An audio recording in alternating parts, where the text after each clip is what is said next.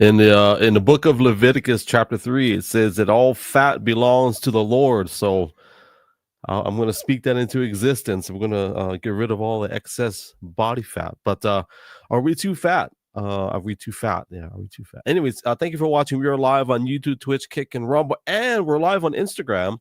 For those of you that are on Instagram, we're live on Instagram right now, which is kind of rare that I get it to work. So it seems to be working fine.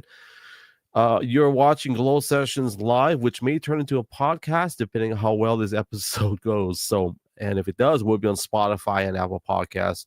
We're also on X for anybody that is on that platform. And if anybody wants to comment, you're more than welcome to. Like, there's a little chat bubble depending on what platform you're on. You're more than welcome to engage in conversation. I'll try my best to read them depending on what platform it is. Sometimes they pop in, sometimes they don't. What else? That's it. We're going to talk a little bit about trimming the fat. We're going to talk about Doge, talking about the $400 million that was paused to Columbia University. We're going to talk about working out, obviously trimming the fat, because some of us are ready for a few winters. So, and I'm going to highlight some people on some social platforms, most likely on X. And I see about Mike on, I think that Mike on Instagram. Thank you for joining. All right, let's get it going. We'll be back in 47 seconds. You're watching gLO Sessions live. This is episode number 75. Wow, I was born in 1970. How nice, how appropriate. All right, we'll be back in 47 seconds.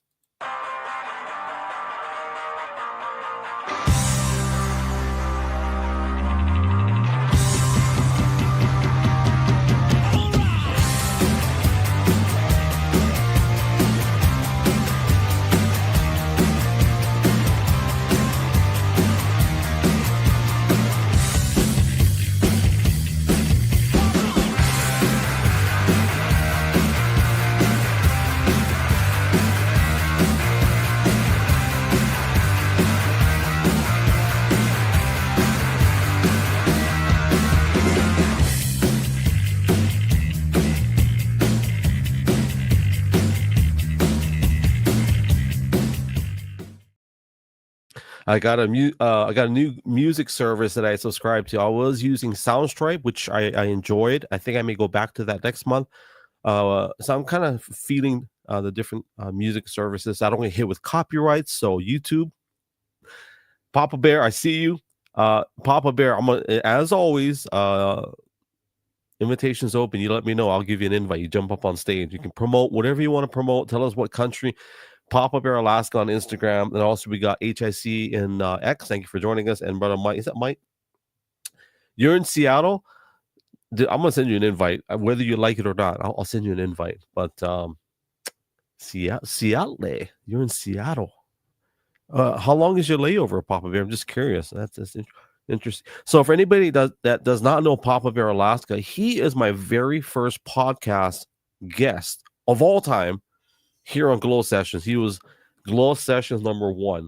And what's up, Drew? I see Drew on Instagram Live. Yes, the Instagram Live is pumping. I hear a helicopter. We have a helicopter. But what we're going to talk about, trimming the fat. But before we get into that, a little bit of housekeeping. I meant to say this earlier. For those that don't know, today's episode is brought to you by 5 and 7 Tactical Solutions LLC. They are the premier team for tactical services and training.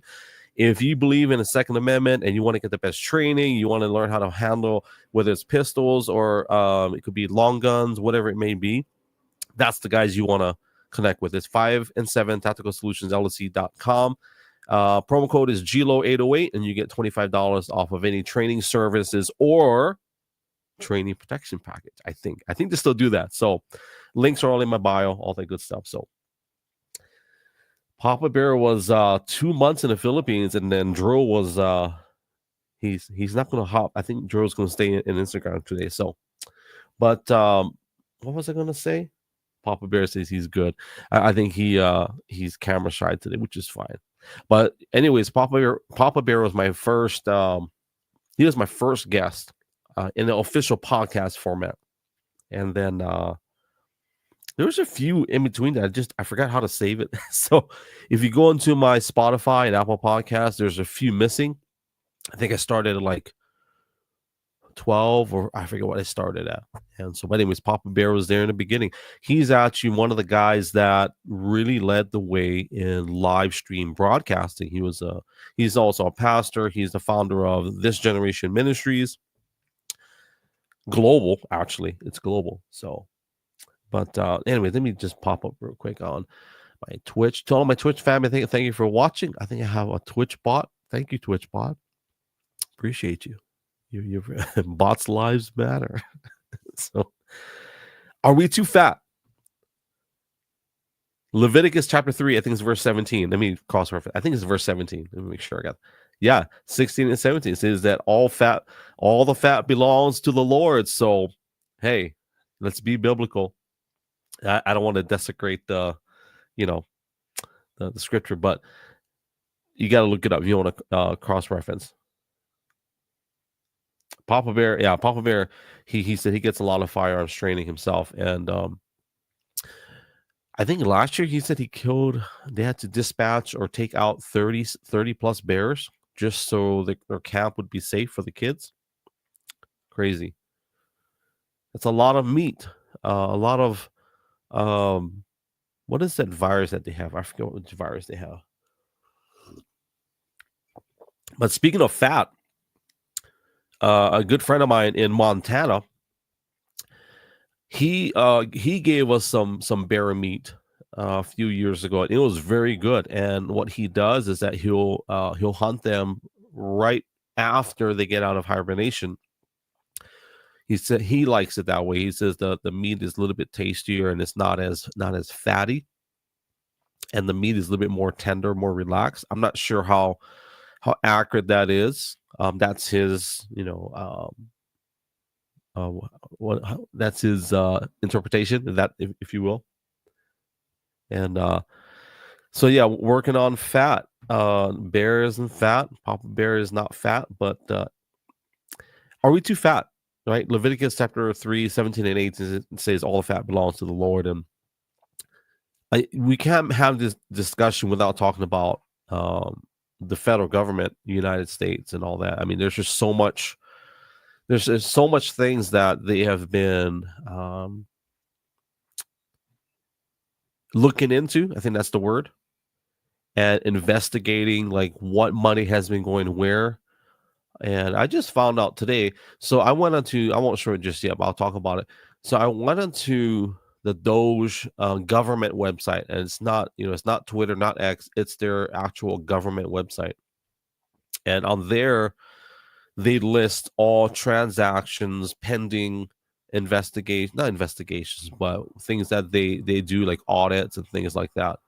They also show the amounts. So one of the amounts I just read was the VA council. So basically the VA council, I'm going to read, I'll share it just for fact checkers that want to, cross-reference. But the VA canceled $56,000 worth of contracts, or a contract that watered 8 plants for 5 years. Okay, so that's $1,400 per plant per year. They canceled the contract, and it says that Doge will water the plants free of charge. So you can't make this stuff up. Okay, I'll share it with you guys so you guys can see that I'm not just making this stuff up. Here we go. Let me put it up there. Where is it? Share screen. So for anybody that wants to fact check this, you're more than welcome to. And like I said, this is all public information. This is for your enjoyment. You can go into the doge.gov website, and so it shows right there. And they redact anything, I'm sure, that would be personal or could be getting somebody in trouble. So yeah, there you go. $56,000. That's a lot of money to water plants, and I'm sure there's a good explanation as to what that is. So what's up, the Real Uncommon Podcast? Good to see you guys. Fellow Hawaiians in the house. Yes, so thank you for jumping in, saying hi. Appreciate you. They are on they're on X. They're also on YouTube, by the way. If you guys not following the Uncommon Podcast, I think they have another handle. I know the Real Hinano. I think that's the one of their fellow Hawaiians in the house. Yes. So, but I find it interesting that $55,000 or 50. Let's be clear, $56,000 to water plants, 8 plants. And I'm sure there's a great explanation as to why it's so expensive. Maybe it's plant maintenance. Maybe it's not just watering plants. Maybe they're landscapers, and there are some good landscapers out there that that manage plants. I don't know if that's a good deal, and I'm not trying to be sarcastic. I'm trying to. But maybe that's a good deal. I don't know. I really don't know. Maybe that's a good deal. Maybe they cut a discount for that. I don't know. So let's take that off. We don't have to show that just yet. But yeah, so $56,000. So we're talking about trimming the fat. Like, are we? Are we? My wife is. She has a business degree, and she said something. I can't even remember what she said earlier. But it's kind of like, are we carrying too much expenses? Right. And Hinano's, and by the way, I'm chasing squirrels, but Hinano's I don't drink anymore, but I know there's a beer Hinano, I think. Anyways, squirrel's gone. But yeah, so are we carrying too much expense? And one of the things I will encourage anybody, especially during tax season, this is one of the toughest tax seasons for us. I'm looking at my wife right now. One of the toughest tax seasons we've had, just because of the many. So it's not just the simple days of when we had just a regular 9 to 5. It was a lot easier, right? And so now it's like, now that you have LLCs, and I won't share too much personal stuff, but we have multiple filings. I'll just leave it at that. So it is challenging. So this is one of the toughest. I don't know if it's politically charged or anything, but yeah, it's fun. It's fun when the wife has the business degree and she can handle all the important stuff. So we do have a guest that jumped in, and we'll pull up in just a second. I want to lay out some foundation and groundwork and house rules for this guest, so she don't violate the terms of service. I'm just kidding. Just kidding. And by the way, we are live on YouTube, Twitch, Kicking Rumble, X, and also Instagram. And we're going to be live on Spotify, Apple Podcasts tomorrow. What in the world? Oh, okay. We got 2 guests. I hope she shows her face. That would be cool. Because I don't think. Okay, hold on. Let me pop this comment up, and then we'll pull up. I'm going to pull up Nicole real quick. I stopped drinking too. I have had another beer in the past. The hangover's rough. Yeah, I think I'm allergic to alcohol. And it's not a joke. I think I really am allergic to alcohol. And as a believer, like, obviously drinking is not a sin, but getting drunk to the point where you have no coherency, that's probably most likely. So who should I pull up? Should I just pull them up at the same time? So for those that don't know, we're gonna talk about trimming the fat, what's going on, not just here in I almost said Hawaii, but in our nation, but maybe globally. And then we've got Tala. Let's pull up Tala. She was the first one in here. So for those of you that don't know Tala, she's most dominantly on X in terms of traffic, but she's on other platforms as well. It's all the same. It's Tala _ no excuses. And so we're glad to have her here. Yes, good to see you, Tala. And I think your mic is good to see you. Yeah, I forgot I hit mute when I first came into the studio. And then we have her. Oh my gosh, I forgot his name. Who's the guy on YouTube? That's his beanie. That's his branding. Oh, CT Fletcher. Yeah. Mm-hmm. Yeah, he's got a great workout. It's my favorite cap. I wear this thing all winter. Mm-hmm. Gotta love when somebody actually gets a quality product for their merch. I mean, that's really important to me. I will say this, like, I wasn't as happy with his t-shirts because they're not that soft, but that happens with a lot of people, and I don't like 100% cotton.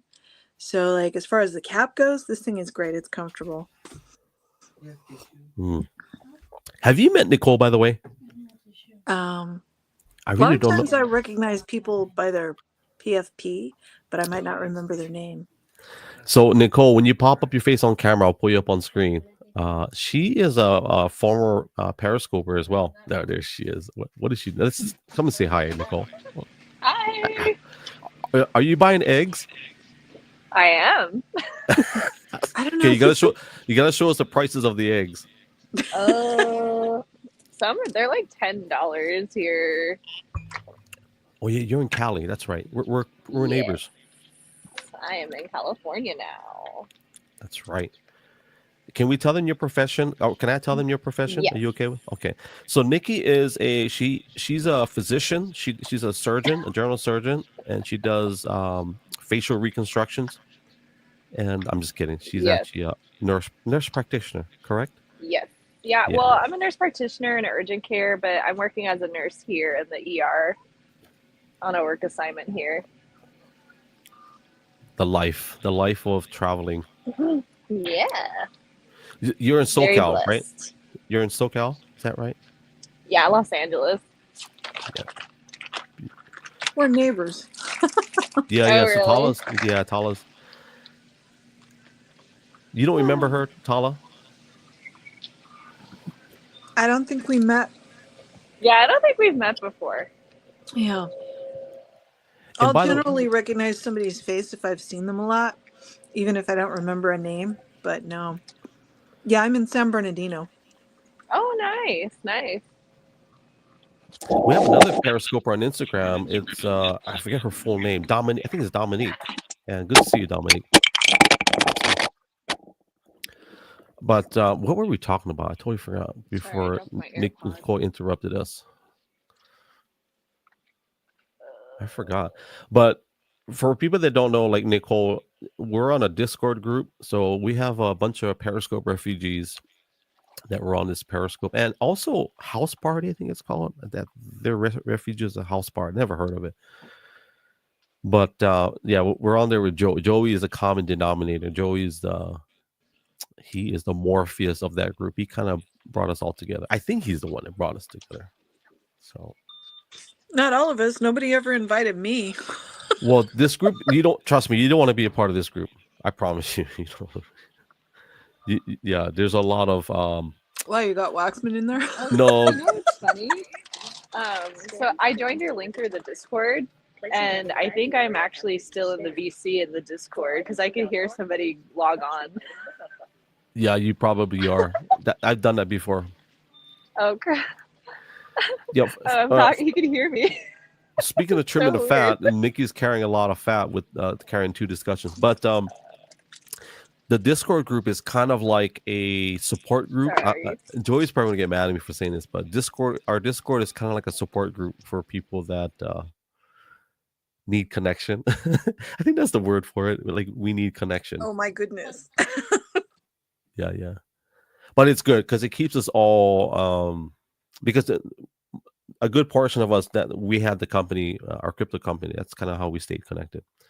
And I'm going to take her off because she's frozen, so she can come back on when she's unfrozen. There she is. Let's get her out of here.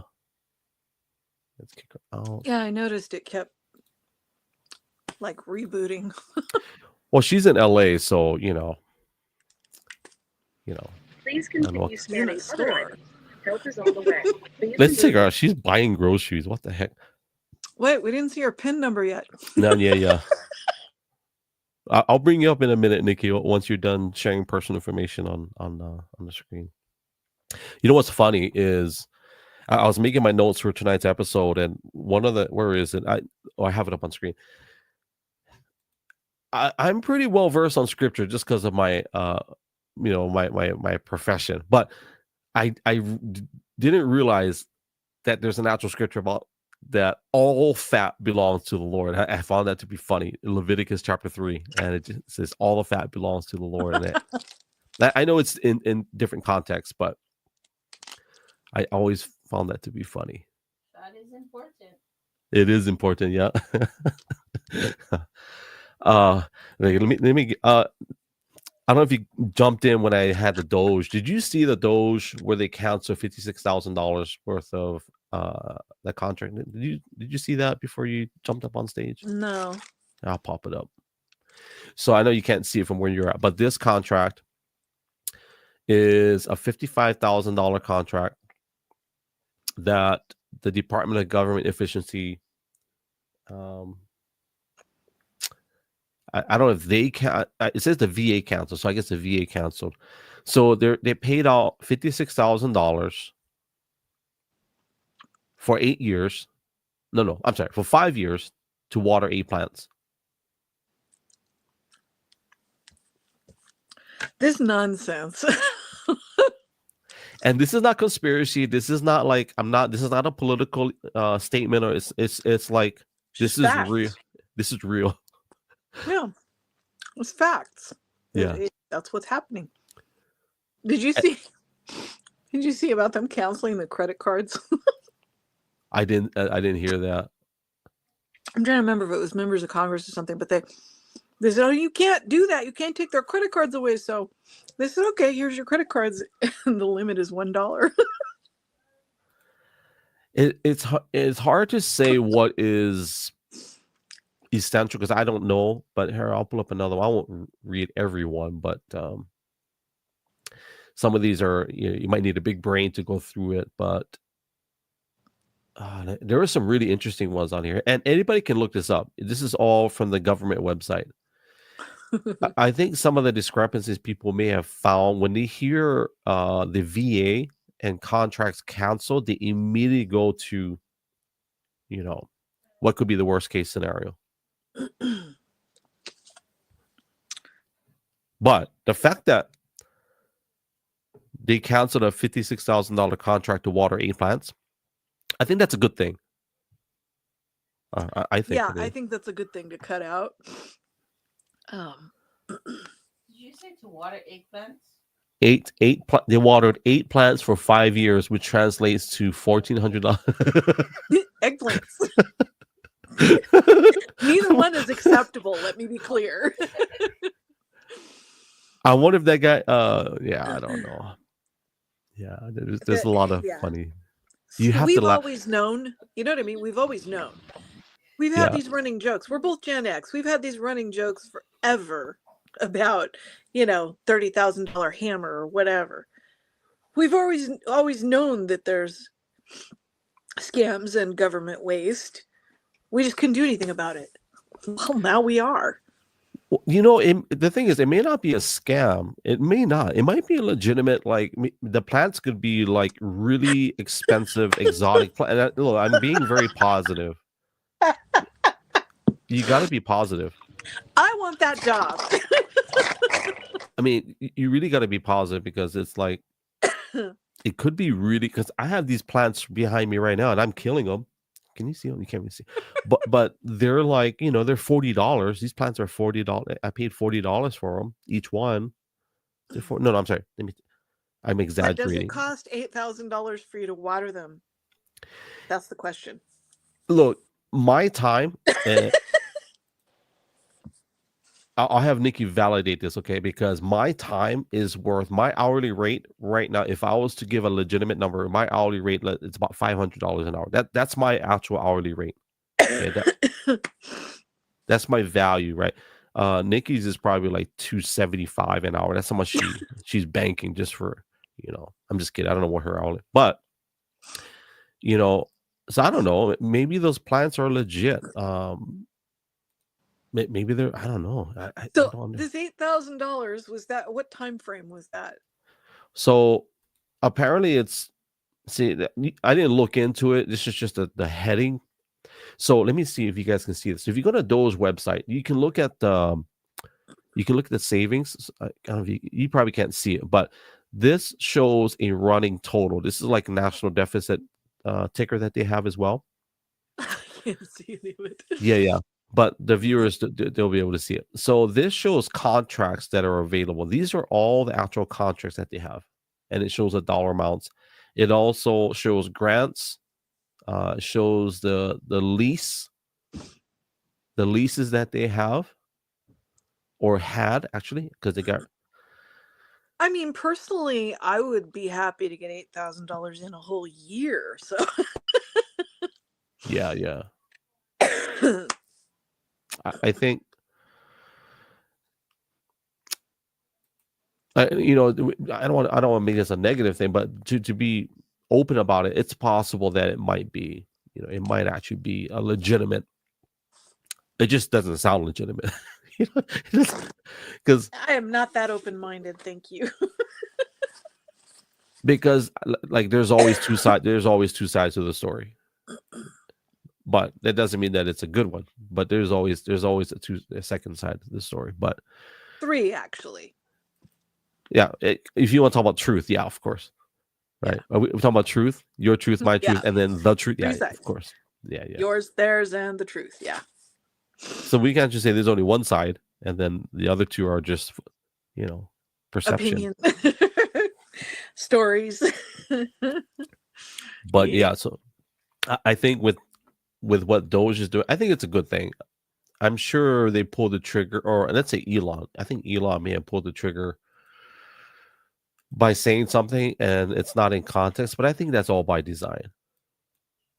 I'm Yeah. sure he it just gets people to be like, what the heck? What the heck just happened? Because one of the things he brought up was the Social Security, right? Where there was a listing, and there was like however much it was. Papa Bear Vampires. says, "Gotta go." Hey, Papa Bear, appreciate you, brother. And yeah, so Papa Bear is going to start a plant watering business. Go ahead and do it. Do it. Ron will be your first employee. Employee, you guys would be partners. He don't need employees. Would I be a plant waterer? I'll be a plant waterer. Hey, Missy Hanahana, good to see you. Periscope plant watering service. Yeah. Well, yeah. Speaking of Periscope, Missy Hanahano on Instagram, good to see you. Thank you for joining us. Misty. Actually, I met her in Hilo. Oh. She's from my hometown. You've met a lot more Periscopers than I have. Well, some of that's just, some of that's through a lot of that's through group meetups. So I don't know how I met Missy. Man, I've got allergies going today. We did a conference. Is that what it was? Most of mine was group meetups too. Yeah. I mean, there are some where, like, I'm at random locations. The best one was Waikiki, where the guys. In any other situation, it would be creepy, but there was a guy following me. That sounds creepy. And he thought it was funny, and I thought it was kind of funny too. I'm like, what was this? And then he comes up and he goes, "You don't remember me, do you?" I'm like, ah. And I try to be, because in all fairness, I forget people's names pretty quickly. So it could have been local forgetful, or live stream forget. It could have been anything. So, but yeah, he was from. Wait, I think that's a dog walker guy. I can't remember. It's either the dog walker guy. It wasn't him. He was kidding with you. It wasn't. It was a guy from Detroit. That's who it was. Yeah, Darren was kidding with you. It wasn't him. And then there's another guy in Costco. Actually, there's two in Costco that I met where they were kind of just staring at me, kind of weird, like. And then actually, there's one in Target, which is Thomas. And Thomas was he's good people. I wish he would come on more often, but. He was. We took a selfie together, and then yeah, it was good. So, but yeah, some of it I met through group meetups. The first that I met anybody was that Summit Live that I went to. Oh yeah, in SF. Meet, Ron and yeah. That was in SF, right? No, that was in Los Angeles. Oh, it wasn't. Well, that's right. I don't think they ever had it in SF. It was all in Los Angeles. Yeah. That was the big one. So many people. Hannah was there. Laura, Keith. Well, he's changed his name. I guess his social media says something else now. A note to self. Who else? God, I'm drawing the blank on some people's names. The one that's the cancer survivor. Yeah. There's Janelle. Janelle's a cancer survivor. We met her in SF. Yeah. Well, there's probably been quite a few cancer, but I haven't seen Go to Janelle. Kitchens. You know what I mean? Go to Kitchens. Oh yeah. Yeah. Leslie. Yes, she was there. She's good people. We met her. We spent some time with them in the North Shore. They were in the North Shore. Yeah. Sometimes her husband will email me. Her husband still communicates with them. Actually, He'll ask me because he's so intrigued about Robin. history. Robin. Yeah. She's on my Facebook. Yeah. He asked me actually about the Mona. Yeah, her husband. They're good people. And it's funny because when we met Leslie, and hi Leslie, if you're on Instagram, but she was very she said she's very shy, which is very. I found it very amusing, and I understand now a little bit She's later. confident on camera. Well, So, yeah, and it's a controlled environment, right? So meeting Yeah. me for the first time, it was for her. It was a little bit awkward. Yeah. And Yo Pickles was there too. Yo Yeah. Pickles was in LA when we did. Right. When I think Claire might have been there. I've met her a couple times. Claire, talking about the guitar player, or Yeah. the oh yeah. That's Claire Means. Yeah.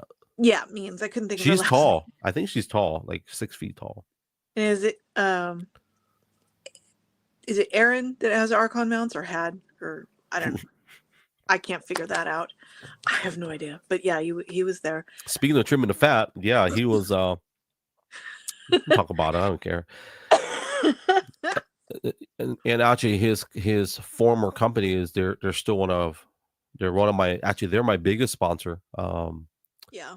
He said something he shouldn't have said, right? And so he was actually I believe they didn't really mention it on camera or to any media sources, but I believe he was half owner.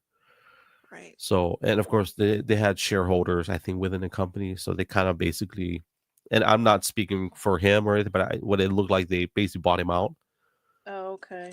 Yeah. I don't think they could have fired him technically. They just kind of, yeah. So if anybody wants to look that up, you can do it. You know, that's fine. Yeah. To me, it's like Aaron was a good guy to me, and to Joey as well. He took care of us, and he's a great host. You know, yeah. They spent money on us. They spent a lot of money on us. So I'm always grateful for that. And that was all Aaron. So I got to give him props for that. All the other stuff he did, that's on him. So, but yeah, speaking of trimming the fat, that was, I found that to be interesting. That I'm over here trying to figure out where I put my tablet. Where's my topic list? I have like 5 note cards. Where did I put it? It's probably right in front of me. Columbia University. I want to talk about that. Let me pull it up. So, speaking of trimming the fat, where are you? So Trump cut funding to Columbia University. Okay. So where is it at? Are people mad? I don't. I hear a lot of background noise. Is that you? Is that me? I hear like Could be me. stuff like. Okay. Let me see. Yeah, I was adjusting the tripod. Tala. No, I'm talking to Tala. My wife is like, "Are you talking to me?" No, I'm talking to Tala. Talking to me? Talking to me? Yeah, you're talking to me. So let me look it up. I'll just do Trump 400 million Columbia. Who just pulled up? Eventually, I'm going to get my throat clear. Yeah, I had to. I had to do a bunch of yard cleanup because it has been raining for days. There she is. She's back. Did you get your eggs? I did. Yeah, they're like $10 here. That's not. They're $10 here, and they're $10 at the discount grocery store. Can you imagine what they are at Whole Foods? Please tell me they're pasture. Yeah. So what are we talking about? We were talking about trimming the fat, but I want to go back to eggs since you did get your eggs. So Trader Joe's is how much, honey? $3.99 at Trader Joe's, and if it's $3.99 here, it's going to be $3.99 everywhere. Just saying. Right now, I'm paying $12 for 18 for eggs at for eggs. Sprouts. What is Sprouts is that healthy food store? Yeah. Yep. They're like the bougie. No, not bougie. They've got some very good products. I don't shop at Whole Foods to give you an idea.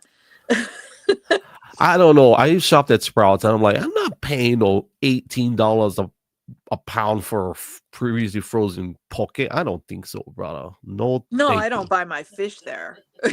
I'm just picking on them because I I wait can. till I'm in Torrance and go to the Mitsuwa market.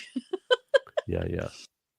Sprouts Nikki's is where you want to buy coffee and some of the fruits and vegetables and things like that, and eggs. yeah. So yeah, eggs at Trader Joe's. I don't know how.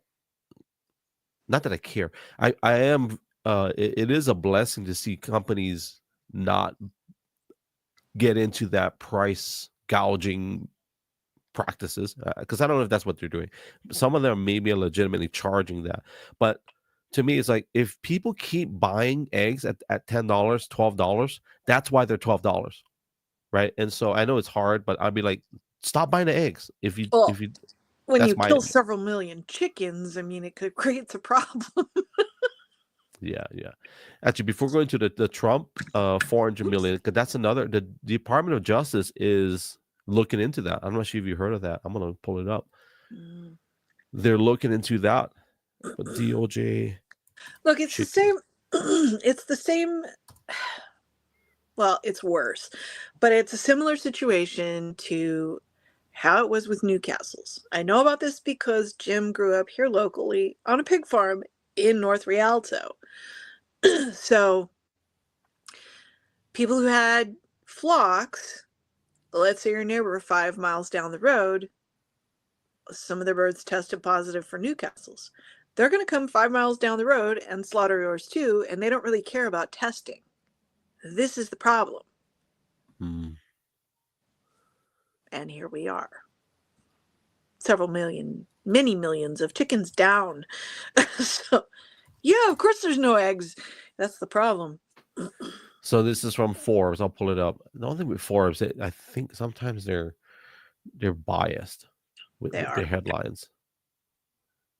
So it says that they investigate the prices and also the producers. That's not a good article. I'm trying to find a good article. It's like you got to go to X for it.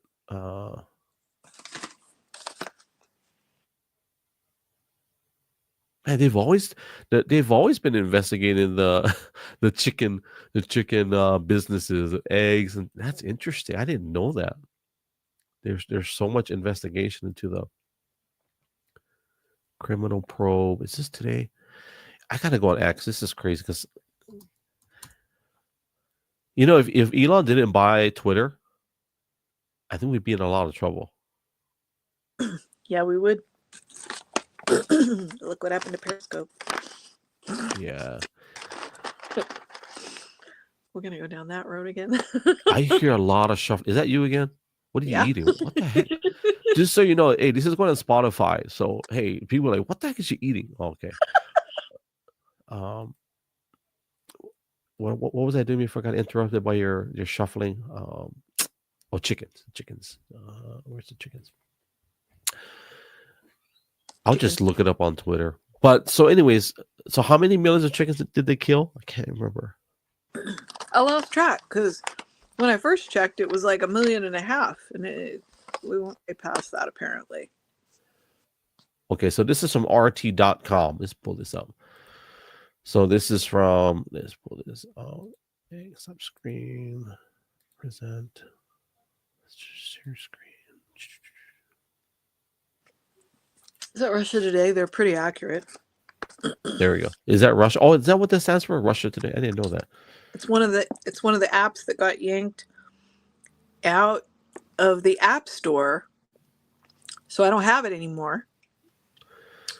Yeah. So let me read this for anybody that can't read the small fine print. So the Justice Department opens probe of Sharp. Hold on one second, Heather. Thank you for joining us today.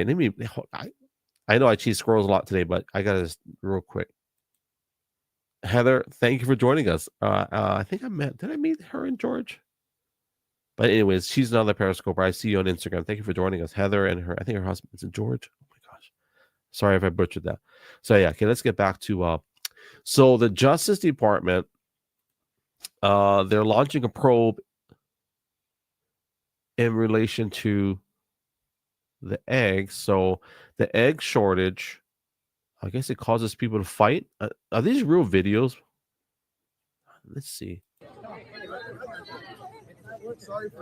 Yeah, they are. It's just like the toilet paper fights. Wow, look at all those eggs. You can put that shit down. Oh, you want to put on yours? Gone in 60 seconds. Sorry for the swearing, family. I you guys know I don't like to put up, but wow, they're fighting over eggs. The thing is, people are gonna that the prices are gonna continue to stay higher than normal if people keep buying the eggs. That's I mean, somebody like me, I struggle as it is to build muscle. I need eggs. They're an essential part of my diet for a lot of health issues. So I'm not going to stop buying eggs. So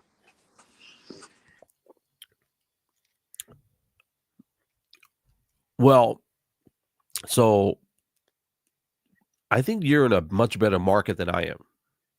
That's and I'm not saying this just to you, Tala, but to anybody that's in a bigger city, I would say you have a lot more options than people like us who live in towns of only 10,000 people in terms of shopping options, right?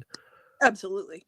So But I'm also not going to go down to Walmart and pay $40 for a box of 6 eggs, and they're I not even would large. I would tell people don't even buy them from any corporate backed store. I would jump on Facebook or find co-ops or farmers that need to make ends meet. I can go get them from the farmer's market, but they're gouging too. Yeah, I'm They sure. were gouging before this happened. Yeah. Well, I will tell you that there are farmers like willing to sell eggs. I can tell you that right now. And and even if they price gouge, I would rather pay them than pay a corporate entity that doesn't have to price gouge. Yeah, but I'm not driving to Chino for eggs. But you know what I'm saying, right? I would rather support a farmer who's price gouging, who has to price gouge just to compete, than like Costco, Walmart, all those companies. They don't have to price gouge. They don't have to. The thing is here, like I said, I don't want to drive to Chino, but like in Chino, they're selling their eggs to the markets too, so they're still doing it. Yeah. I guess it makes me mad knowing that. Look, if Trader Joe's can sell eggs for $4, we just saw yesterday. I should have took a picture. Not here. No, Trader Joe's is the same everywhere. Trader Joe's will raise the prices so my point is, if Trader Joe's can do it, because we did drive down the street. Right down the street, eggs are $14. Trader Joe's is sent, and by the way, hi Auntie Ella, good to see you. My Auntie Ella's on Instagram. So tell you what, tomorrow I'll go take a picture of the price at Trader Joe's for you. Yeah, do it. And I don't mind if I have to read out what do you call it? Retract. I'll retract. But I'm still like that drives me crazy. Like we're fortunate we have chickens, so we can have eggs anytime we like. Like if I want eggs right now, I can just I'll be right back. I want to get some eggs. Go to the chicken, boo, egg. But just kidding, I wouldn't do that to the chicken. But my point is the reason why eggs are still at that price is because people are still paying those companies that will continue to charge those prices. Like I really believe if like I would rather go find a farmer, go on Facebook, hey, do you guys, and I'll like, you know what days are you going to be in? And some of you be surprised that dude, you know what, we'll be at this market, and I'd be like, I'd rather pay them $14. At least you're supporting a family and not some corporate entity. That's my opinion. And I think as people, I think we can do better, right? We can do better by supporting like that. I'll be honest. I'm sheltered from egg prices because I didn't look to the other day. I'm like, oh my god! And my wife was like, yeah, I told you. And like, what I'm doing this year is gardening, which I haven't for a couple of years. I had maybe a couple of plants last year, but not much. So what changed is that giant ash tree that we had to have completely trimmed. So now I've got sunlight all over the yard, which is going to be great when it gets sunny. But I might as well take advantage of that. So for me, it's tomatoes, which I don't like store-bought tomatoes anymore anyway. Never really liked them much. So I'm just going to grow some basic, because I eat a little bit of fruits and vegetables, so I think I can supply my needs fairly well with that. Yeah. TNT said he's been playing Farmers. It actually does count, believe it or not, because some of these games, I know they're games, but some of these games teach you a little bit about the actual process. Yeah. Now, if it's not making real vegetables, then of course it doesn't count. But For me, and I got to let that chew up my time. I stopped gaming years ago. well, it's all, speaking of trimming the fat, it's all conspiracy to me, because the majority of those game developers, and they push it through this funnel of Chinese. I'm part Chinese families. In case anybody wants to say, you can't say I can't. I'm Chinese. I'm part Chinese. That's racist. They're putting all these, it's racist. They're putting all these games into the Play Store, the App Store. What do those games get you to do? They get you to sit around and play games while you're losing brain cells. All the while, China's like, if you're Chinese in China, and if you're in the 6th grade, and all you can do is play violin, football, basketball, and you have a 5.0 whatever, and you have a super high IQ, and if you can't cook, you're considered a low life. I'm over exaggerating, but my point is they're so advanced, and here we are playing video games, and it's all. That's why I stopped, and I stopped over 10 years ago. Actually, I think the last that I was doing an online gaming was 2014. It's been a while. Laser weeding, interesting. I'm gonna look it up just to appease TNT. Have you ever heard of laser weeding? No, that's a new one. Well, he's an so carbon robotics. And we're not promoting these guys. Wow, look at that. Okay, let's put it up. Thanks for the squirrel chase there. I appreciate it. Hey, if you guys have some interesting stuff, I'll put it up on screen. Stop screen. So if anybody's a farmer, like this is like legit farming practices, check this out. Thank you for sharing that, TNT. Appreciate you for that. So there's a laser weeder. I guess it attaches to your tractor. Interesting.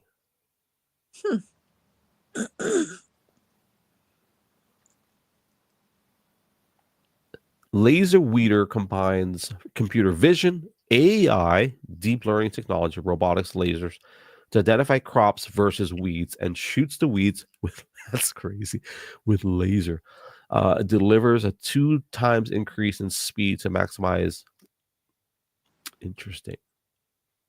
Wow, that is pretty cool, actually.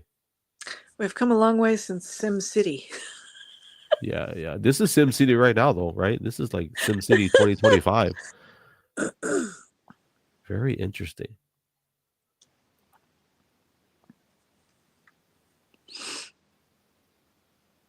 I'm just catching up on comments. Everyone enjoys. Yeah. Speaking of lasers, I'm going to keep reverting back to the title, but speaking of lasers and trimming the fat, one of my eye doctors back in the day, I want to say 20 years ago, he said, "Hey, you should consider doing laser surgery, fix your eyeballs." Oh, I'd like to. So I'm looking at the doctor, and I'm like, he's wearing glasses. And I'm like, are you going to do it? And he's like, "No, I don't quite trust the technology yet." It's like the overweight doctor who tells you need to lose weight. No, but when the eye doctor goes, "Well, I haven't quite, I'm not quite confident in the technology," but and like you just told me to. So I'm sure it was like a casual conversation. Like he said, you should consider it. But like when he says, I don't quite trust the They technology. get kickbacks just like doctors have for a long time for promoting medications. They are expected to promote stuff. Did you see my post on X about that? No. You're going to see it now. So I know you didn't see it because you didn't like it. So Yeah. You didn't like it and repost it. That's how you know you didn't see. I'm just kidding. Where is it? But it is in direct response to what you said. Where is it?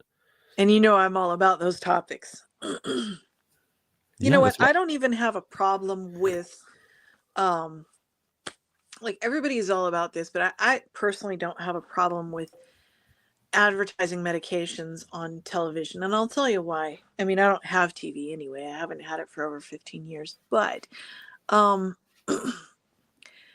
back when I was in my early 20s, I had been having migraines since age 14.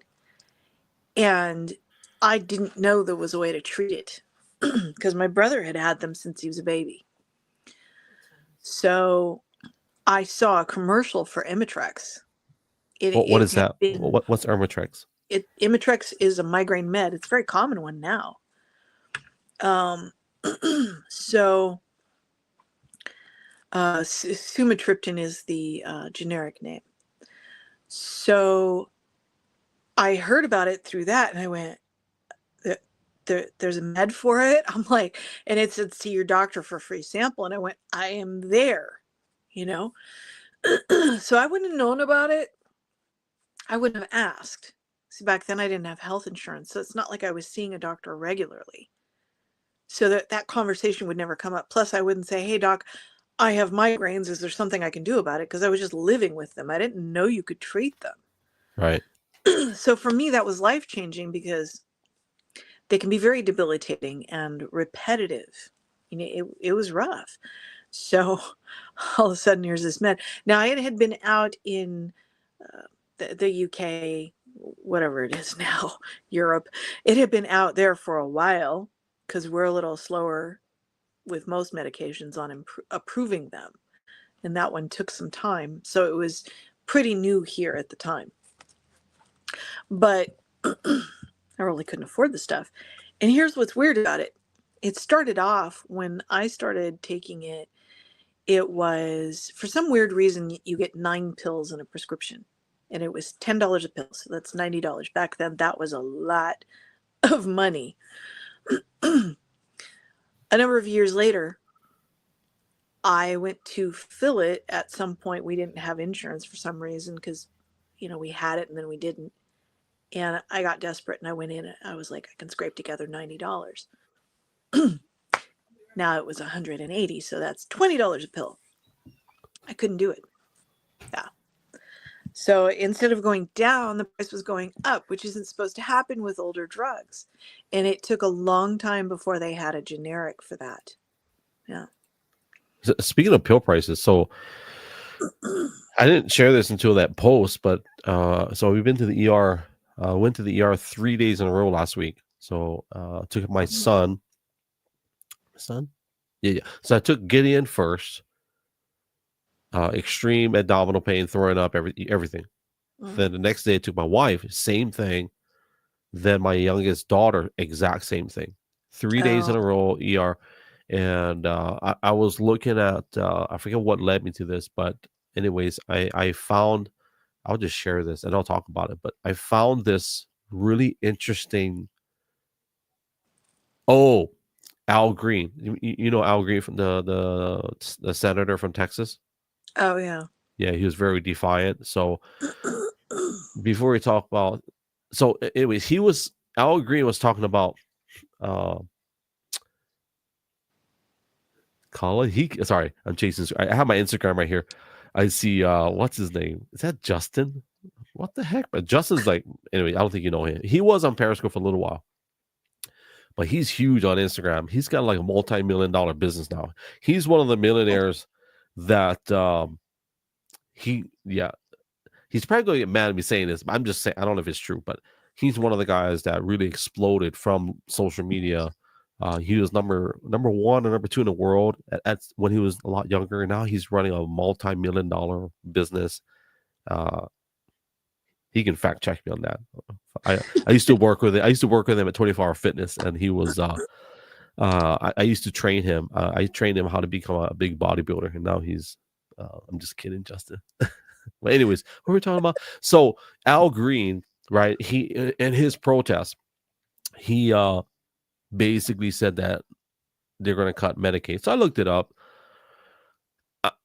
There's nothing that I found on the Doge.gov website that shows that they're actually cutting Medicaid program. Now, there may be some things like maybe they're trying to cut the $56,000 watering plants at the hospitals. Maybe, I don't know. Exactly. Now, what I did do is I dug a little bit deeper because taking my kids to the ER 3 days in a row, and my wife actually.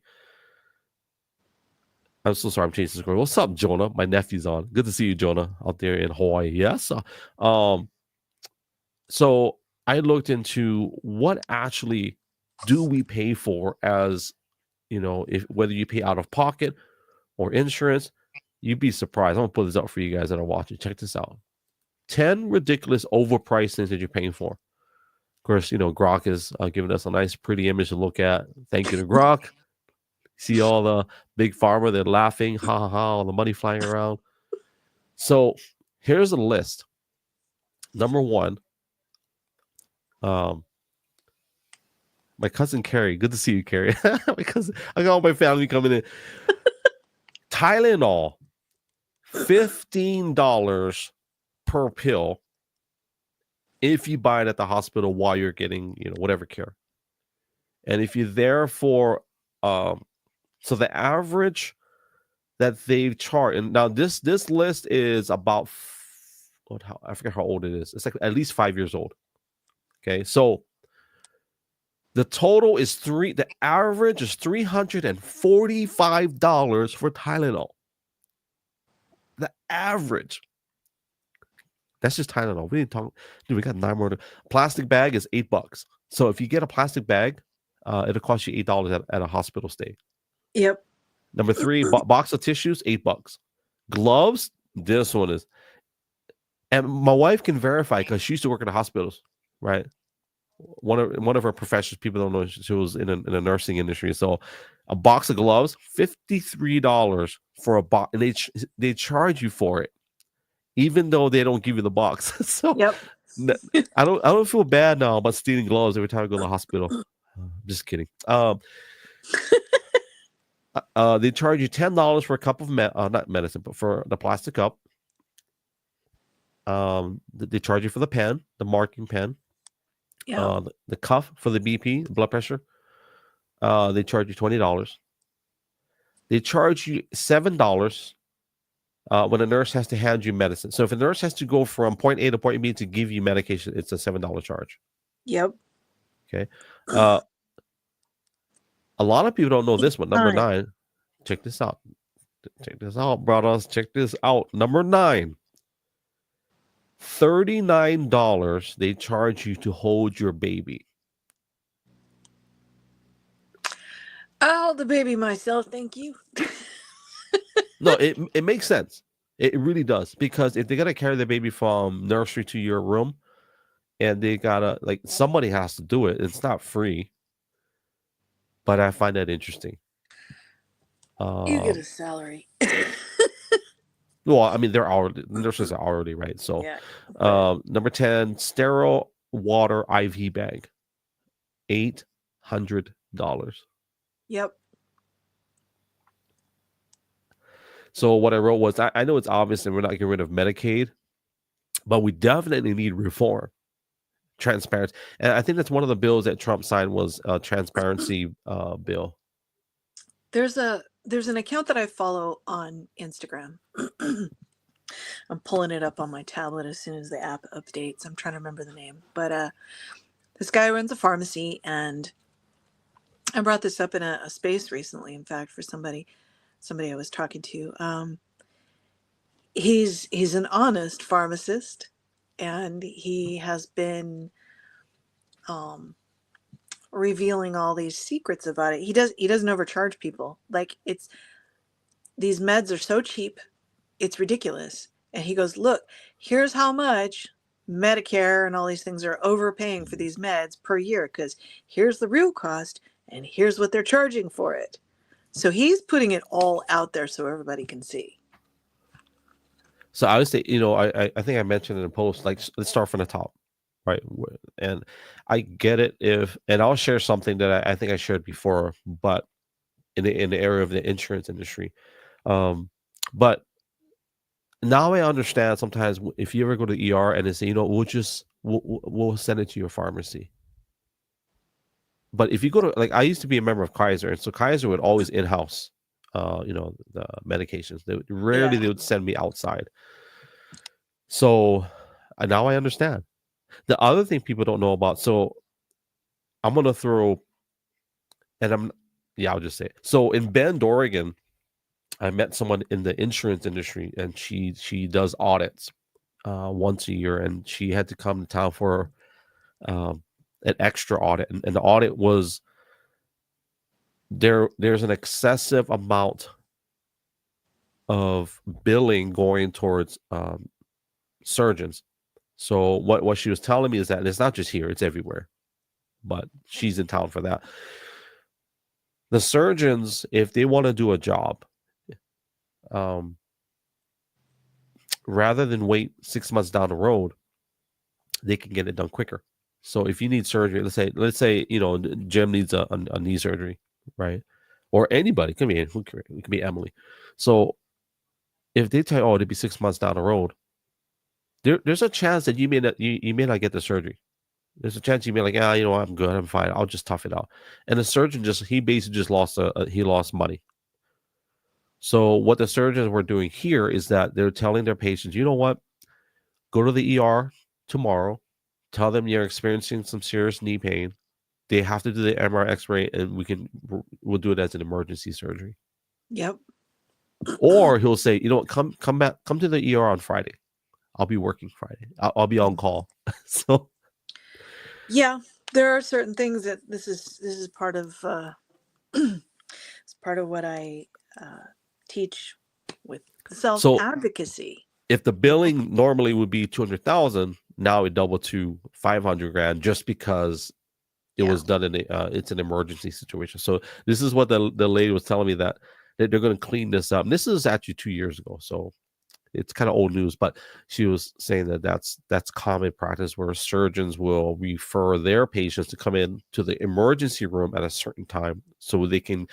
And she said sometimes it's a gray button, I guess, if you will. It's a gray button that they push because sometimes they need the surgery quick and they can't wait. It's too painful, but the surgeon can't get them in for whatever reason.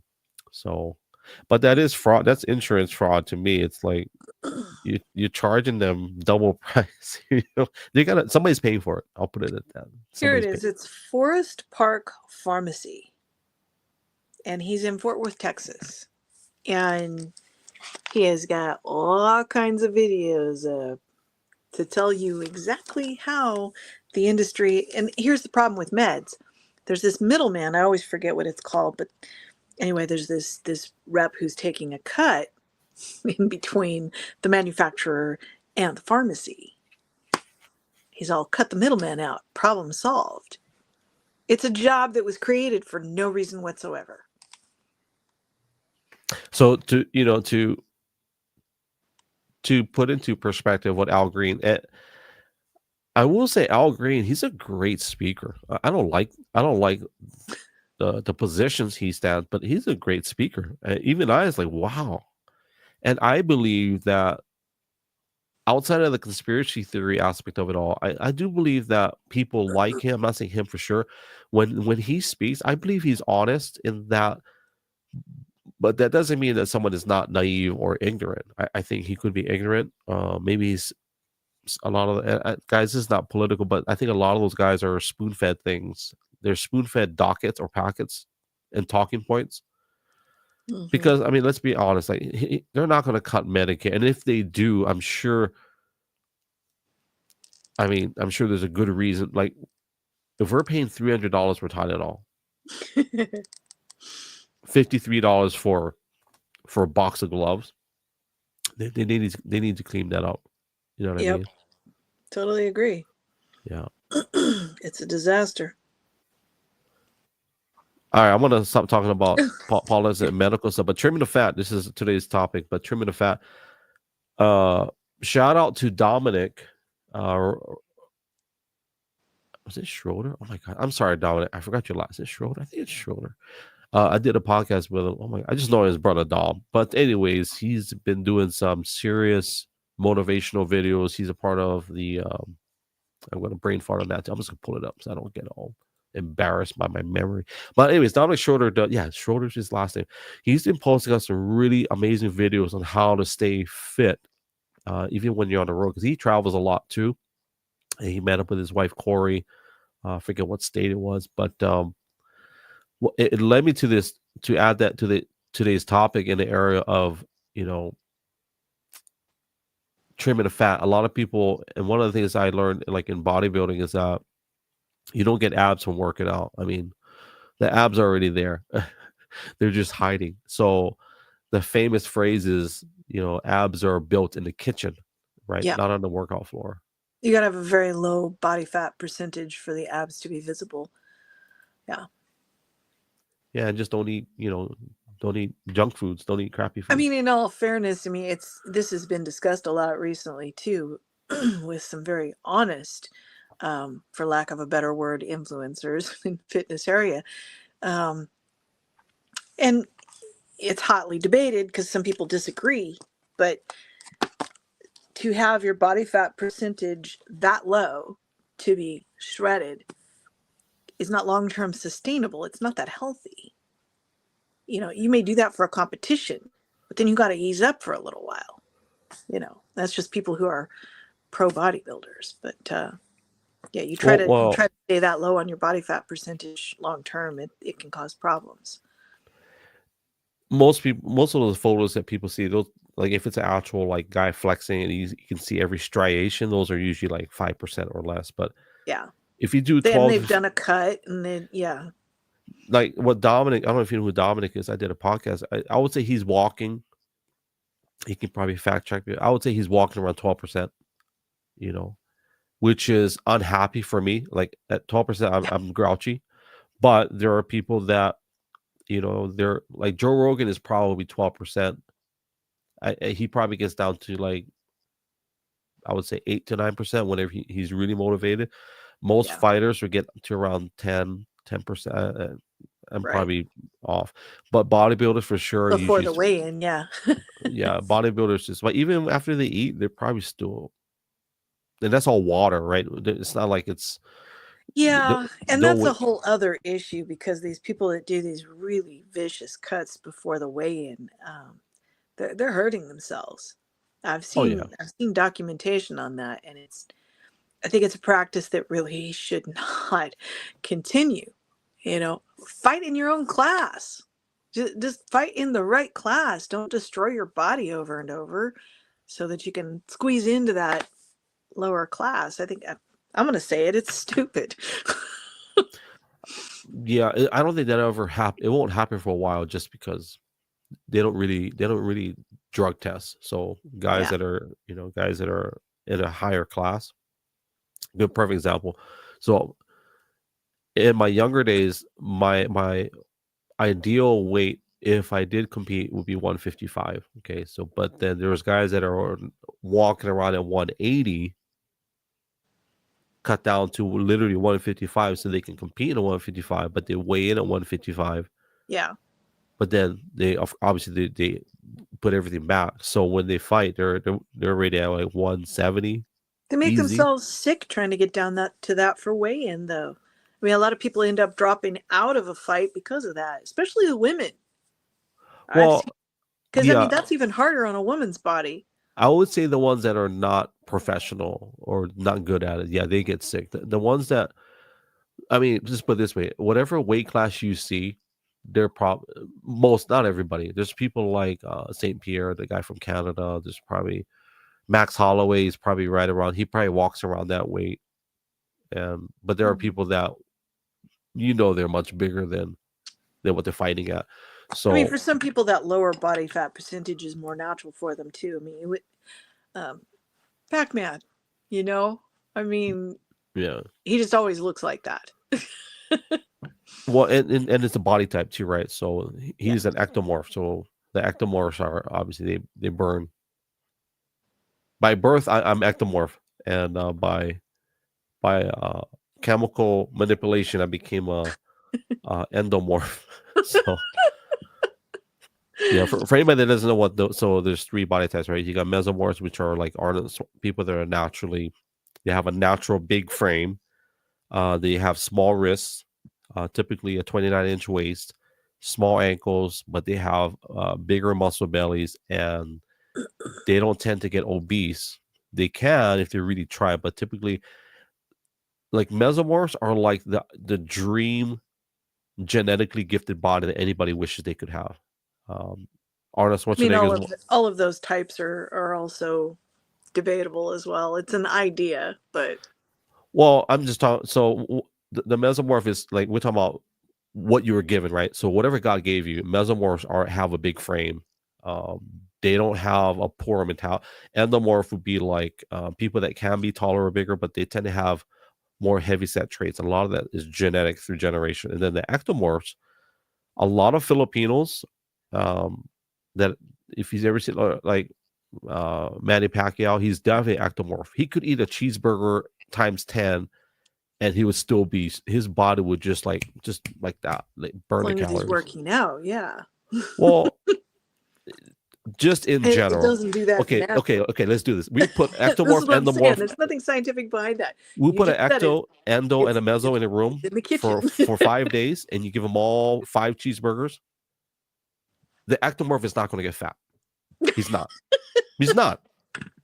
But long-term lifestyle. But I'm talking about we're talking about body frame. One An day, ectomorph is not going to get fat, Tal. I'm telling you, he's not going to get fat. I'm telling you. they change their lifestyle. No, as If they, you of eat course. more But calories than you're burning. That's it. what I'm saying is, you can't deny genetics and bodies that God gave. That's the point. So, and I'm not pulling stuff out of the sky. I'm talking about actual science. So, ectomorph, endomorph, mesomorph. Of course, we can all change it. That's two attributes. Of course, we can change it. My point is, if you change it, that's on you. So, anyway, how do we leave with this conversation? Oh, body fat. You're the one who brought up cutting the fat. yeah. And so, a lot of these guys that are doing these videos, even girls too, like, well, there's a new trend now popping up where people are like showing they'll do these side by sides and they'll say what you see and then show this like really nice pose and then They're flexed. what's really happening and show the stomach out and relaxed. Yeah. That's why like with competition, you're gonna do the right pose and flex and all that. Yeah. And those aren't even the bodybuilding. That's not even a sport. It's a beauty contest anyway. So yeah, they can that'd do that. make them mad if you tell them that though. Nah. maybe the young guys. Yeah. Because like all the bodybuilders know it's not a sport because they know that no matter what they do, it doesn't matter because there's no objective scale. What they got to do is they got to prove to the judge that they look good enough. So all the bodybuilders know, like maybe the young guys be like, no, it is a sport. No, it's not. It's a beauty contest. We've got a running joke between me and Kyle because most of the people in the speed bag community will tell you it's the art of the bag. It's not a sport. And so I just started giving him a ration about it. I'm like, it is a sport, man. No, it's not a sport. I'm like, okay, well, what would make it a sport? So basically, if you were to tackle me and try to keep me from getting to the speed bag, that would make it a sport. I'm all, don't tempt me. So why is it not a sport? If that was my question. We have a competition. If there's an we're going to talk about if there's an objective way to measure progress, you can technically make it a sport. Right. That was my argument. Now, if you're judging movement, with no tickers to measure the amount of movement, that's obviously that's not a sport. If it's freestyle, that is the artistic part. It's just learning tricks. We call them tricks. Say like trapping the ball against the board or an elbow strike. Or so then I call that a beauty contest. But if you're doing a competition on the speed demon, then that's a sport because you're competing. Yeah. Well, you can have a beauty competition. Yeah. Essentially, it's a beauty pageant. But that doesn't take physical prowess. beauty competitions do. I will argue with that. They do take physical prowess. Okay, so our beauty pageants are these. Hey, so some of these girls ain't gonna win no competitions, Tala, eating Big Macs and not working out. Some of these Is the girls, beauty pageant a sport now? no, but we're talking about. If someone tackles you off the runway. you said physical prowess. It doesn't. No beauty contest. I'm just fighting Okay, for so all the what beauty makes- pageants. See, I got to be able to go back to him and say, gLO said it's a sport because. So what makes speed bag competition a sport? It's only a sport if they measure, right? Is that how accurate? If they measure in a beauty contest. if they measure what do you call that, if there's a, let me rephrase it, if there's an objective measurement of progress. Speed, 460 strikes per minute in my case. So then that's a sport. I've seen a man do 627. Like, I ain't gonna lie, some of those guys, when I see them go like okay, be a little bit more like, I don't know, I get what they're doing, like, just, I'm like, you know, I get it, but my point is, so if they're measuring movement, what are you trying to say, Greg?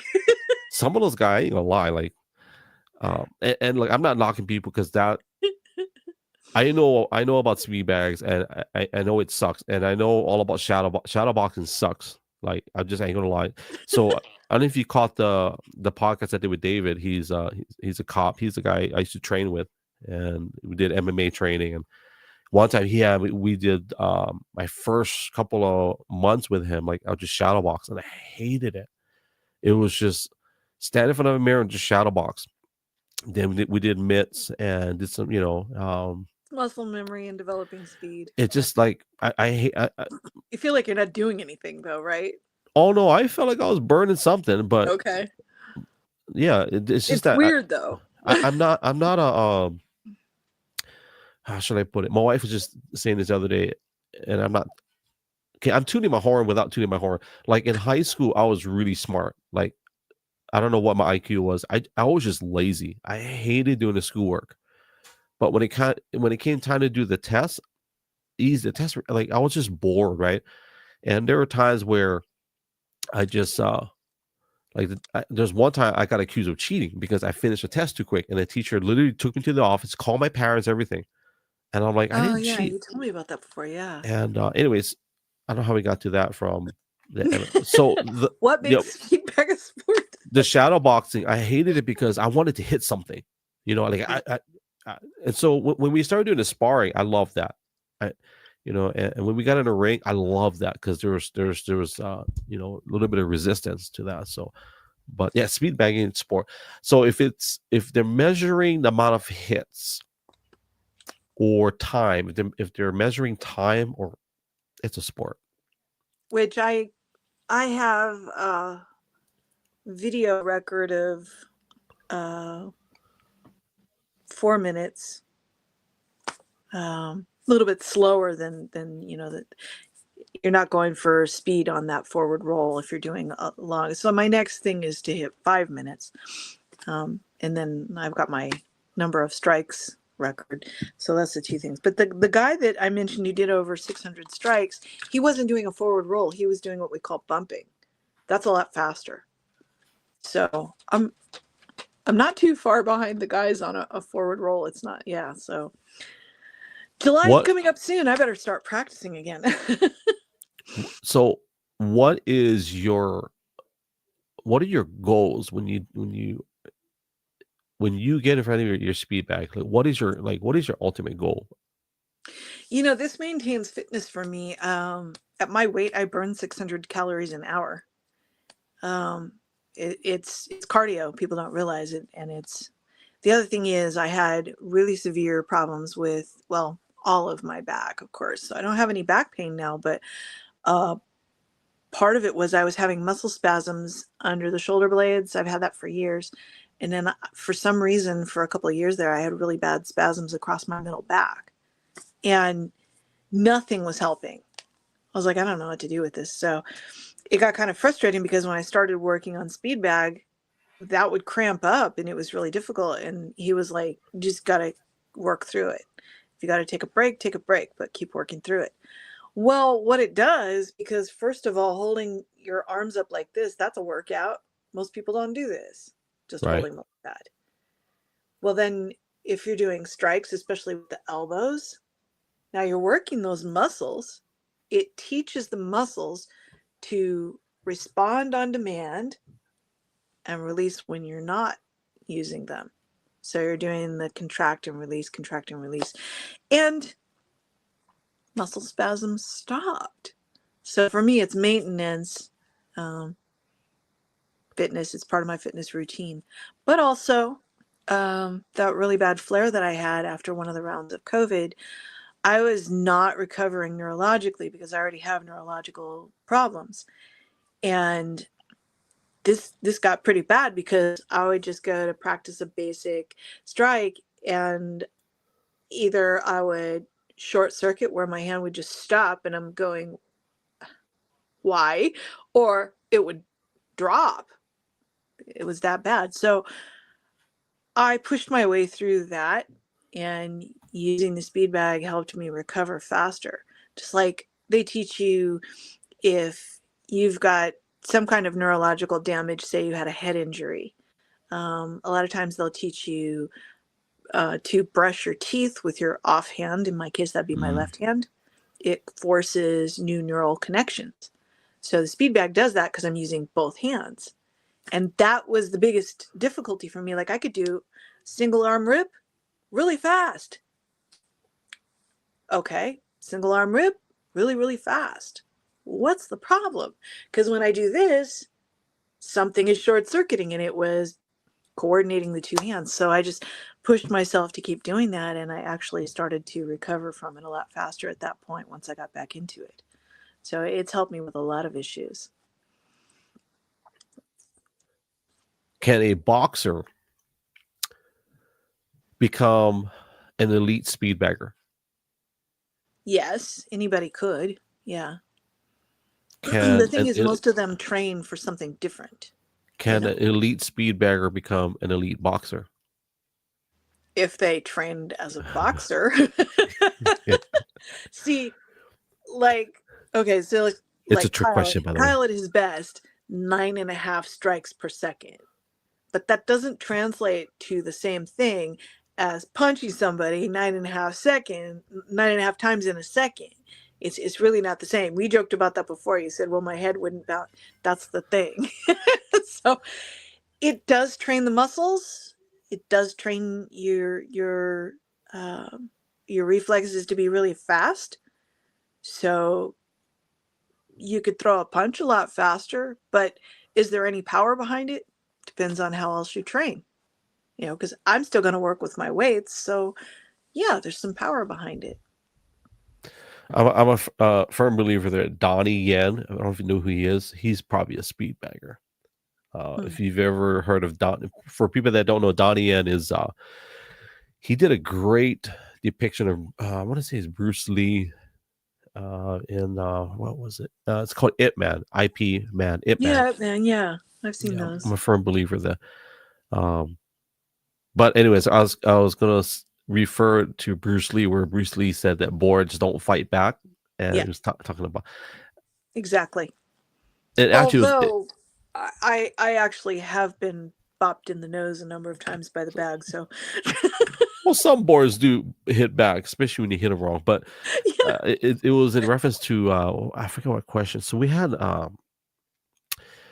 so I forget what year it was. I want to say it's 2006.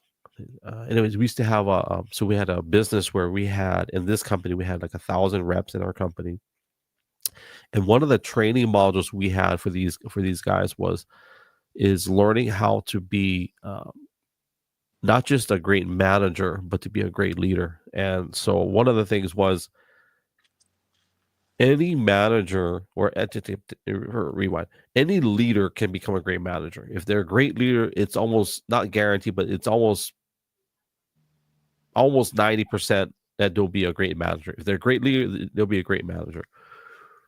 The other way around, it's not so much. Just because they're good at managing, that doesn't guarantee that they'll be a great leader. yeah. Right. And I think, kind of steering the ship back to trimming the fat of this country, and then even I had another topic. Where is it at? I lost. But the idea that we have leadership in this country where They're willing to make these changes. And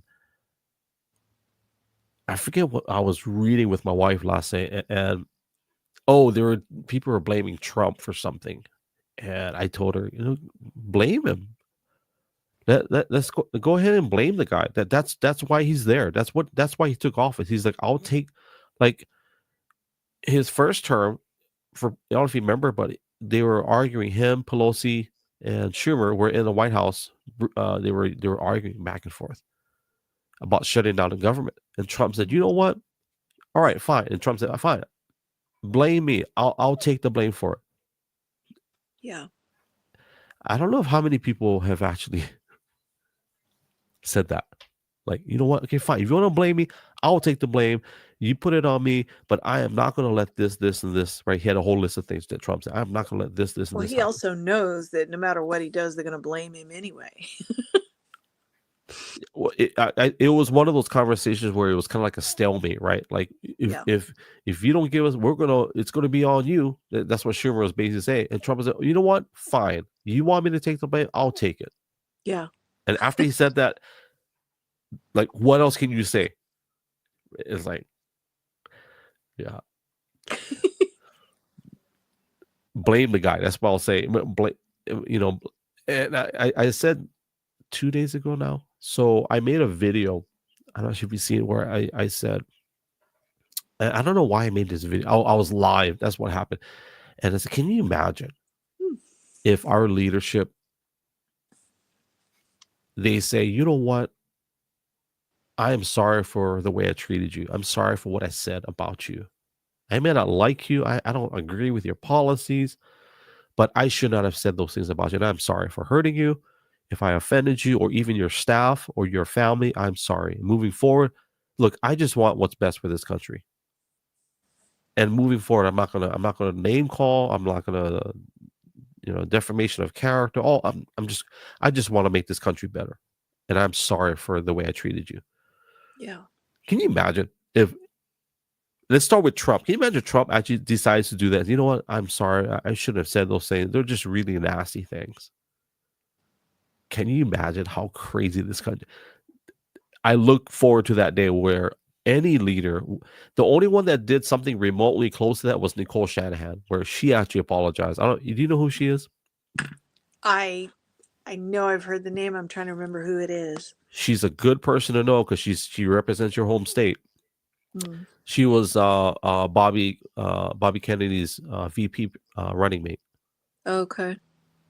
You should, and you'd like her because she's a fighter. First of all, she was the former wife of the Google executive, I think Sergey Brin.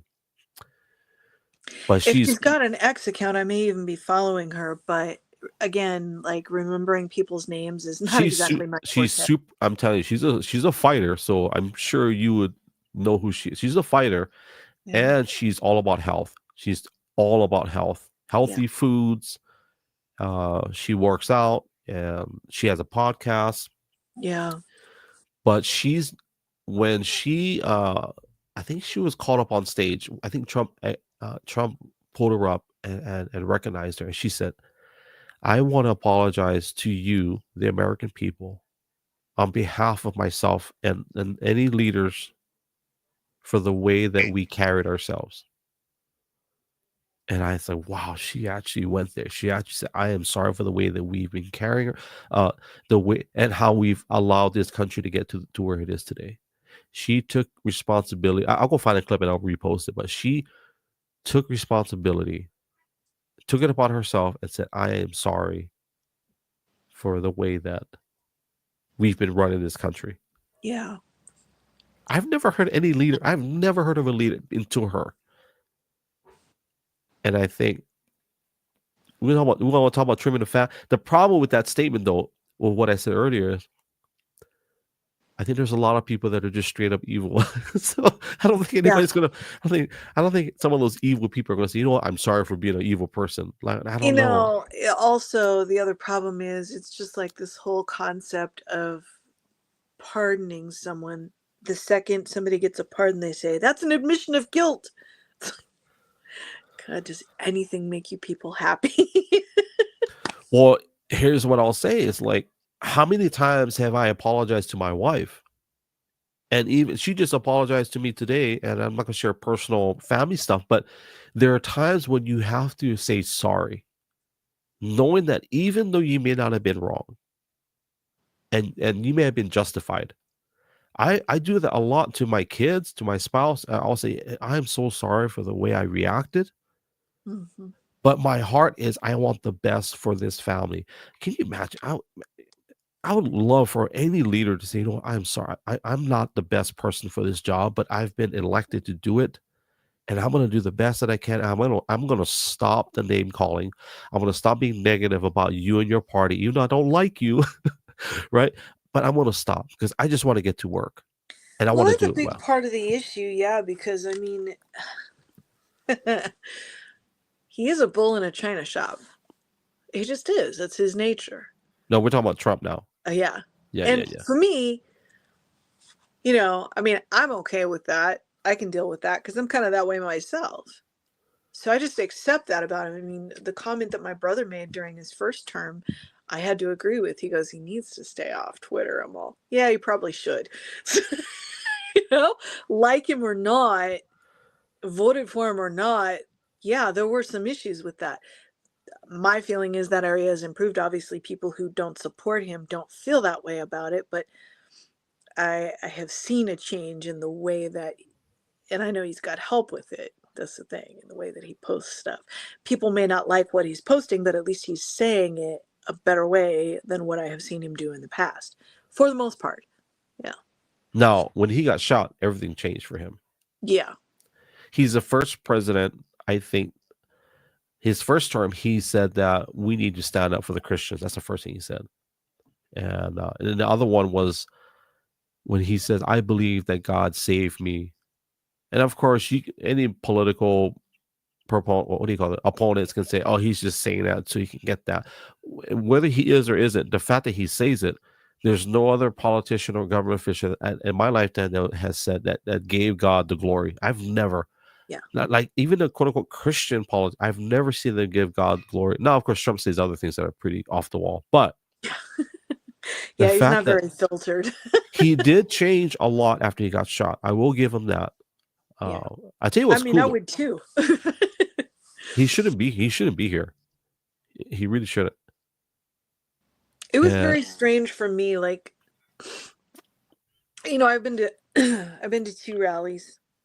I went to the one in Bullhead City, in Arizona, in October, the last time, for the 2020 election. I went to that one, and it was good. It was interesting. I was really glad I went. So when I found out he was going to be here, I didn't know initially, and then I found out my brother was going, and I went, um, I am literally on your route, you know. So not everything went the best with that day out there, but there were issues because the mayor of Coachella literally led an anti-Trump rally protest the day before. Nice. And there's a lot of opinions and perspectives about why things went haywire in the aftermath, and everybody's got their own ideas about it. But I know because I was there that the exit was poorly orchestrated, and that is those of us who were ADA needs, we were able to get in just fine, although they were a little scrambled about communicating with people. We got in rather than standing out there in the sun. It was very, very hot that day, so we were pretty roasted. I actually went to the cooling tent for about 45 minutes, which I've never had to do. But I was feeling it. So by the end of that very long day, I realized, well, we should have left early like a lot of other people. But I don't like to do that because I like to stay till the end and listen to music and see him leave and all that. And so now we're in this crowd of people who want to get to the buses, which were not there.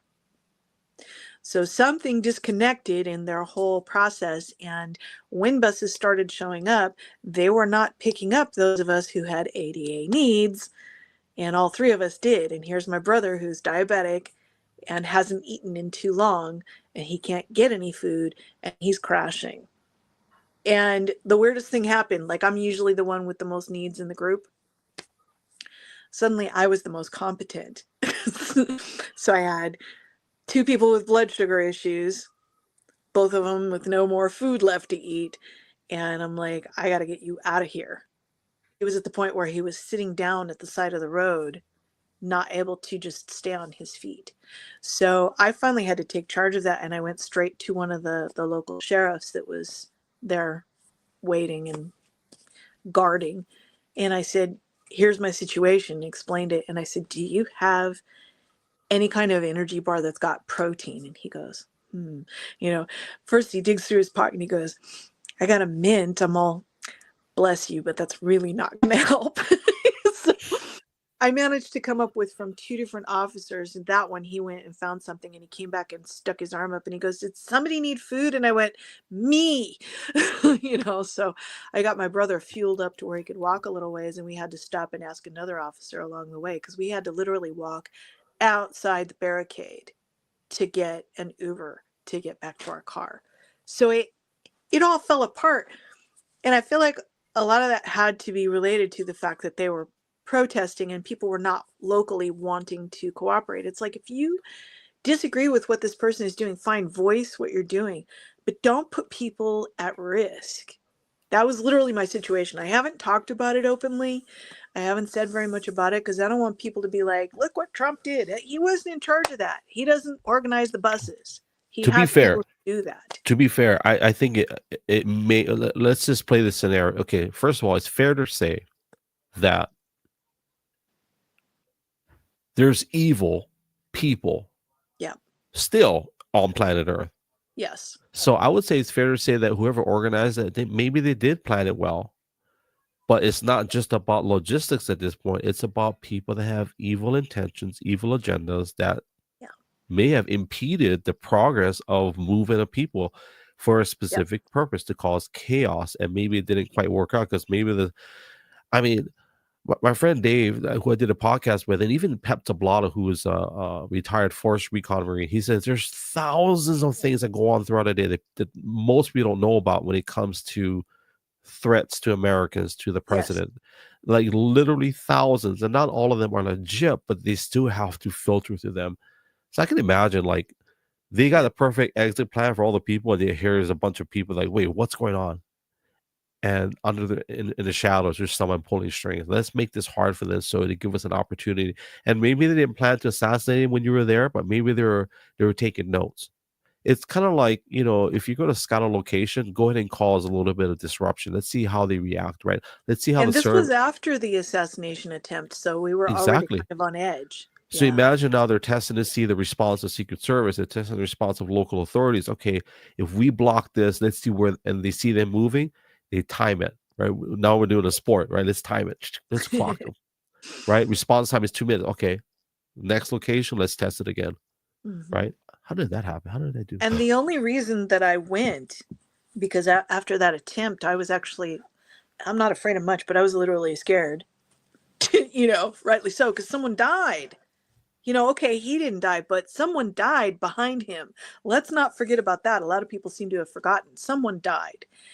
And so I was like, okay, so now we got to worry about, am I a target? Am I in the path of the target? The only reason I went is because it was my brother, because even Jim was like, I don't want you going. I'm like, you don't have to worry about that. So when it came up, I said, it's with my brother. And he goes, him I trust, and it turned out it was a good thing I was there because he ended up needing me. I can't imagine what would happen with the two of them diabetic and out there in that situation. They could not make decisions. That was the problem. They were in that state. I don't know if you've dealt with somebody in a diabetic crash, but it's bad. So yeah, it was a good thing I was there. A few. I've had a few. Yeah. But yeah, I think Well, I will say here's the cool one thing about Trump. He always knows where the cameras are. I will Yeah. say he always knows where the cameras are. I think I brought it my last live I did, but He'll comment these cameras are off because I'm talking about something they don't want to. yeah, like that photo I took all those years ago. It was obviously I know it's God, but like just for him to look at me and I took the picture like. But I have he just knows where the media is. Actually, I'll just leave it there. He Yeah. knows where the media is, but he also knows about lighting. Um, One of the coolest things I'll say about him, and actually my wife just texted me, our dinner's ready. But he I will never forget all those years ago how he had notes. And it was just, whatever it was, 10 bullet points. But he used a Sharpie back then too. I joke about that. You hear the joke about the Sharpie? You ever oh No. so I don't somebody can fact check me, but I believe Trump is the first president to use a Sharpie to sign um what do they call those things? He's been Autographs. no. He's been signing those things lately. What do they call those? Or Oh, the executive order. executive order. Yeah. So, and I might be wrong, but I'm sure he's the first president in history to use a big fat Sharpie I think to so. sign. Yeah. And I love it. So, anyways, I remember all those years ago he used like a big fat Sharpie to make notes, and back then same person back then he is today. It's just that now in politics it's a lot less words that he uses, but Yeah. I think the smart Trump is starting to come out now. I think He now. learned. Well, I'm talking about the filter. So you heard me talk about this before, right? So when I see Trump at a business conference, he speaks radically different, um, super big words. And if you watch some of these interview videos of him years ago, he's super intelligent. Like he uses big words and like complicated sentences and phrases. Yeah. But as soon as he's in politics, it's like it's gonna be great. Gonna win like we never won before. We're He gonna knows be how the to reach greatest. people. And then, but I think in this presidency, I think the smart Trump is he's using much different language. Yeah. If you know what I mean. So, but I don't know. I'm excited to see what's going to happen with all these executive orders. Number one, Yeah. I'm excited about Doge. I really like what. If you haven't gone onto the website, it's actually a good read. You're Yeah. probably going to get upset for a minute, but then I would encourage anybody that reads it. You're going to feel good. Like, wow, they're actually going to show us, like the taxpayers, what they're doing to trim the fat, to get rid of all of the excess. We all want transparency. Well, here it is. And one of the headlines was Elon is they're cutting funding to the VA.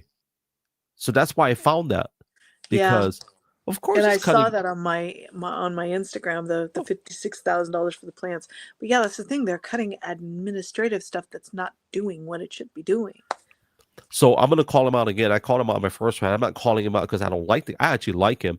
But the Krassenstein brothers, he posted a statement saying that Trump is gonna cut this, this, and this. And so I'm like, okay, let me look it up. So I asked him, Those I guys. said, do me a favor, like, hey, I'm all for you guys because look, you gotta have two sides of the discussion. Yeah. If you're gonna call him out on something, I said, can you show me the line itemization of the program that you're saying that Trump is cutting? Because if that's true, it's going to be listed on the government website. Receipts couldn't- and prove it. Yeah. I couldn't find it because I'm not going to look through 600 pages, but I'm sure if it's there, somebody will find it. Yeah. And so and no response. So to me, it's like, I get it. If you're going to give pushback to something, well, go ahead, go list it because it's all available, dodge.gov. But that being said, I don't know. To me, I'm excited. It's encouraging to see that because I think for people that have been wanting change, what here it is. You may not like it. It's going to be uncomfortable, probably. Prices are going to go up, I believe, and it's not because of what they're doing. It's because there's pushback. There's going to be companies like Safeway, Whole Foods, Costco, whoever. They're going to charge $12 for eggs because they can. Yeah. They don't have to charge $12 for eggs. And you know what? A lot of my, so I've got friends on both sides of the aisle. and I'm libertarian anyway, so obviously I'm conservative. Like I lean right, but I am libertarian really. And I've got friends who are very much left, and I get asked questions and stuff put in front of me, and I'm sorry guys, I've stopped responding because I just can't. Like that's not my whole day. And so I'll just say I'm sorry if I'm not responding the way people want me to, because maybe they want my perspective or whatever, but I don't have it in me, because my number one priority is making sure that I'm well, that I'm healthy, that my day is, my fitness is back on track, my day is going well. And I know it looks like I'm on X all day, but it's because my phone's always in my pocket. So let's say I'm out in the yard trimming brush and I'm like, I think there's a response to something. So I check it and then I go back to what I'm doing. So I'm not just sitting here on my phone all day. I don't have that kind of energy for this.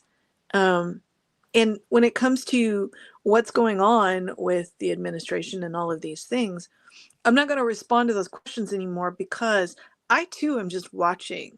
Like you said, I'm excited to see what's going to happen. Me too.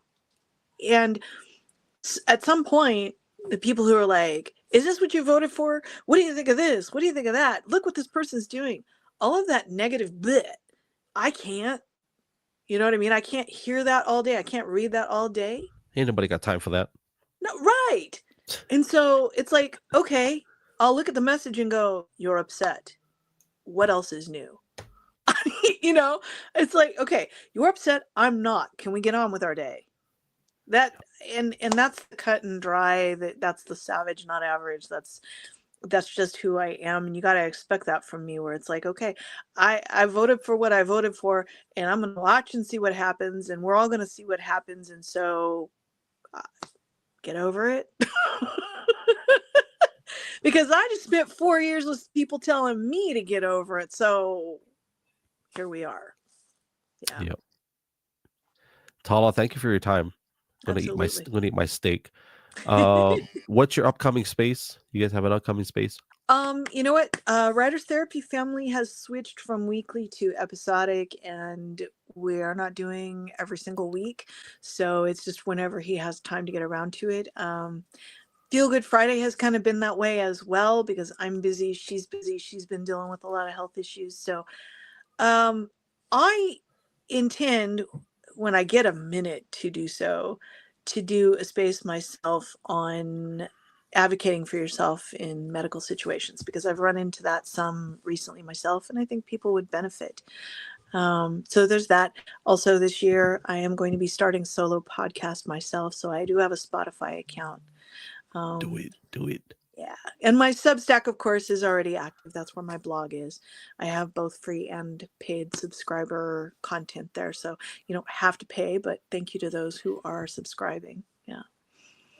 Well, thank you. I want to take you off cam, and then we can say our final goodbyes at the end. So thank you for being here. Appreciate you. Thank you. Family, if you're not following Tala on Twitter, on X, it's Tala_no excuses. And if you want to obviously support her, go to x.com/Tala_no excuses, or on substack.com/ I think it's at Talavision, I think it is. You can fact check on that later. Be sure to follow her on all channels.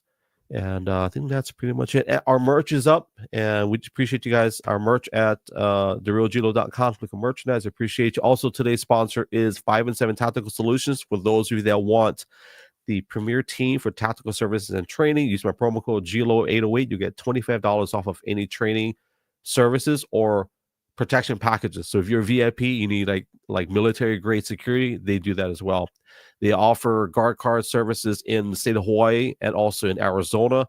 If you're in another state, email them. They can work something out for you. So that is it. Thank you to everybody on YouTube, Twitch, Kick and Rumble, Instagram. You guys got to give me more than an hour. 1 hour is not enough. So Spotify, Apple Podcasts, we love you guys. Appreciate you guys. My name is Brother Greg, a.k.a. The Real gLO. Hope you guys have a blessed weekend. It is Aloha Friday, so we will see you. Well, I'll see you tomorrow. But anyways, love you guys. God bless you guys. Ahui ho, aloha, and mahalo. Yes, sir. Chihu.